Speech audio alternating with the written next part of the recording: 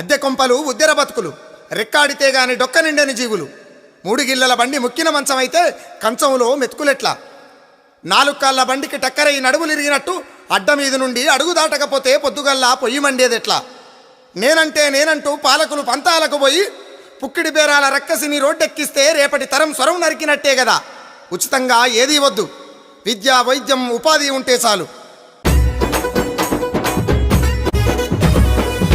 Auto నడిపే అంజన్నా, Tata AC ఎంకన్నా,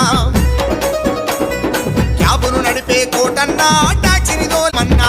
ఉచితాలకు పొంగిపోయి ఊగుతున్నది బస్సు, ఉచితాలకు పొంగిపోయి ఊగుతున్నది బస్సు. బతుకు బండి సాగదాయ ఇది ఏమీ కర్మ బాసు, బతుకు బండి సాగదాయ ఇది ఏమీ కర్మ బాసు.